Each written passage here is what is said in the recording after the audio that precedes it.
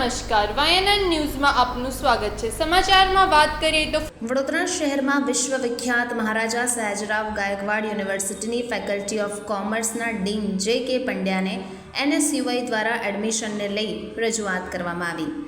MS યુનિવર્સિટીમાં એનએસયુઆઈના પ્રમુખ અમર વાઘેલાએ આક્ષેપો પણ કર્યા હતા કે એડમિશનમાં લાગતા વળગતા 80 વિદ્યાર્થીઓને જ ફીસ લિંક મોકલવામાં આવી છે અને એડમિશન આપવામાં આવ્યું છે। ત્યારે એનએસયુઆઈએ માંગ કરી કે બીજા વિદ્યાર્થીઓને પણ ફીસ લિંક અને એડમિશન આપવામાં આવે। જો આ માંગ સ્વીકારવામાં નહીં આવે તો એનએસયુઆઈ દ્વારા વીસી ધનેશ પટેલના હેડ ઓફિસ ખાતે ઘેરાવ કરીને વિરોધ કરવામાં આવશે। એનએસયુઆઈ દ્વારા આજ કોમર્સ ફેકલ્ટીની મેઇન બિલ્ડિંગ ખાતે આવેદનપત્ર આપવામાં આવ્યા હતા। જે રીતે પહેલો ફેઝ બહાર પડ્યો 6400 વિદ્યાર્થીઓનો, તેમને ફીસ ભરવા માટે ફક્ત 3 દિવસ આપવામાં આવ્યા અને એમાંથી 1100 વિદ્યાર્થીઓ ફીસ ભરવાથી વંચિત રહી ગયા। પણ યુનિવર્સિટીના ડીન સાહેબના લાગતા વળગતા અમુક ઓળખીતાઓ સંગઠન અને તેમના લાગતા વળગતા વિદ્યાર્થીઓ માટે 80 લોકો માટે ફરીથી ઓફર લેટર મોકલવામાં આવ્યા અને ફરીથી ફીસની લિંક મોકલવામાં આવી।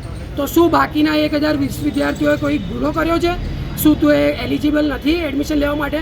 એનએસયુઆઈની માંગ છે કે બાકીના જે વિદ્યાર્થીઓ છે 1020 તેમને પણ તાત્કાલિક ધોરણે ઓફર લેટર મોકલવામાં આવે અને તેમને પણ યુનિવર્સિટીમાં એડમિશન આપવામાં આવે।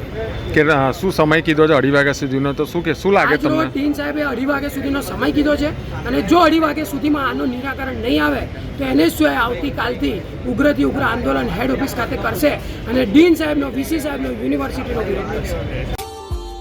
Subscribe now and press the bell icon.